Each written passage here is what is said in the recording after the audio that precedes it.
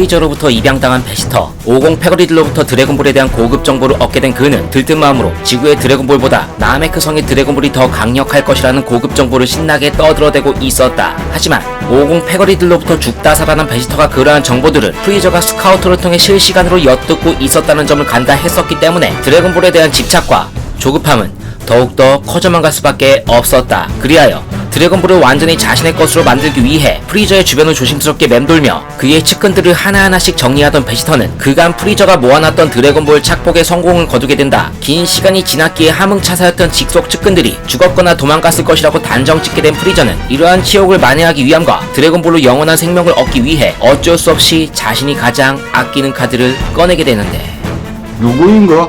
그들은 바로 프리저 간부급 직원들보다 더더욱 압도적인 파워 퀄리티를 선보이기도 했으며 훗날 그레이트 사이어맨의 파이팅 포즈에 지대한 영향을 미치기도 했던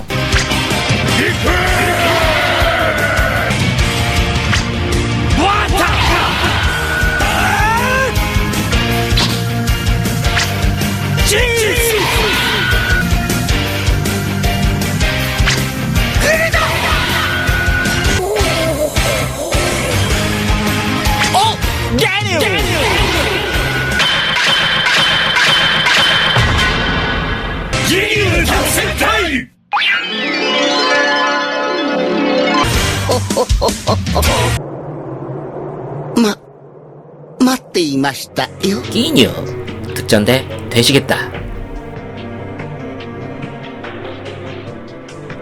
드래곤볼 세계관에서 최고의 인싸 캐릭터들이라 불려도 손색이 없을 만큼 그들의 엽기적인 등장 모습은 이목이 자연수에 집중될 수밖에 없었을 것이며 추잡하고 기괴한 기뉴 특전대의 파이팅 포즈는 어쩌면 프리저의 입장에서는 차마 눈뜨고 보기 힘들 정도로 민망했었기 때문에 두 볼이 발글에 물들 수밖에 없었을 것이다. 그렇다, 프리저의 명령을 받고 수월하게 드래곤볼 회수율 100%에 달성한 기뉴는 프리저로부터 쓰담쓰담을 받고 프리저로부터 인정받고 있다는 사실이 큰 기쁨이었던 것일까. 놀라운 전투력과 더불어 파이팅 포즈의 크리에이터이자 댄스 신동이었던 기뉴가 프리저 앞에서 기쁨의 댄스를 선보이자 본심을 더 이상 숨길 수 없었던 프리저님이었던 것이다. 이처럼 때와 장소를 가리지 않고 댄스와 파이팅 포즈에 애착이 깊었던 기뉴는 대원들에게 많은 영향을 미친 것이 어쩌면 당연할 것이다. 이뿐만이 아니라 대원들 중 가장 쩔이었던 굴드가 베지터의 기습에 의해 사망하는 모습을 목격한 대원들은 분노가 치밀어야 함이 마땅하나 그간 굴드와 지내온 시간 속에서 쌓아온 동료애가 무색할 정도로 원수를 갚아야 한다는 모습을 보이기는커녕 오히려 인원 구성이 5명에서 4명이 되었기 때문에 파이팅 포즈가 아름답지 못하다는 것에 자책하는 모습을 보여주곤 한다. 지스와 바타, 이 둘보다 기뉴 다음으로 압도적인 전투력을 선보였던 리쿰은 고유의 파이팅 포즈와 더불어 필살기를 사용할 때도 포즈에 집착하는 모습을 보았을 때 상상 이상의 변태 또라이라는 생각이 들 수밖에 없었을 것이다. 그러나 이에 걸맞게 크리린과 베지터를 완전히 걸레짝으로 만들어 놓기도 하였으며 심지어 선호반을 거의 반병신 상태로 만들어 놨기 때문에 어쩌면 그가 질러대는 기술 하나하나의 원동력이 되었던 것은 뭐니뭐니 해도 다양한 엽기 포즈가 아니었을까 싶다. 하지만 항상 싸움의 갈증을 느끼고 있던 선호공과의 대결에서 리큐, 울트라 파이팅 미라클 봄버 라는 기술을 시전 중에 50에게 굵직한 한 방을 맞고 몸져 눕게 되고 버터 역시 파이팅 포즈를 보여준 것 말고는 별다른 맹활약 없이 떡실신을 하게 된다. 한편 프리저의 명을 받고 드래곤볼을 지키고 있던 기뉴는 지스로부터 비보를 전해 듣고 솟구치는 분노를 참을 수 없었던 것이다. 그렇다, 대원들의 원수를 반드시 대장인 자신의 손으로 갚아야겠다는 각오보다는 창작의 고통을 겪으며 오랜 시간 공들여 만든 환상적인 파이팅 포즈 안무를 리뉴얼해야 된다는 생각에 폭발하는 분노를 잠재우지 못한 채 50을 향해 도전장을 던진다.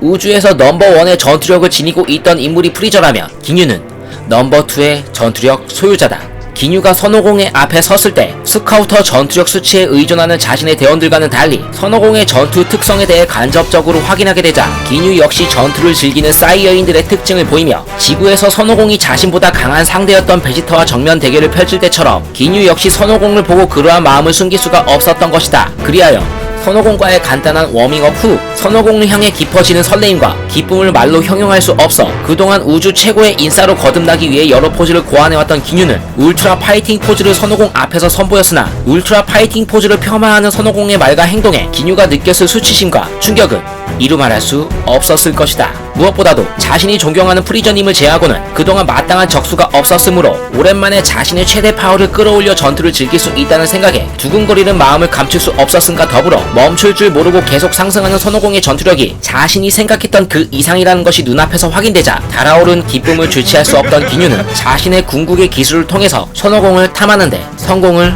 거둔다. 새로운 육체로 태어나게 된 기뉴는 새로운 마음가짐으로 다시 새로운 인싸의 역사를 써나가기 위해 즉흥적으로 파이팅 포즈 안무를 창작하여 오반과 크리링 앞에서 행위 예술의 정점을 찍고 오금이 저릴 정도로 그들 앞에서 전투력을 과시하는 것처럼 보였지만 익숙하게 사용해온 자신의 몸이 아니었기 때문에 육체와 정신의 통일을 이룩하지 못하여 치욕스러운 전투 경험 끝에 자신의 몸도 되돌리지 못하고 오공의 회방으로 개구리로서의 삶을 살아가게 된다.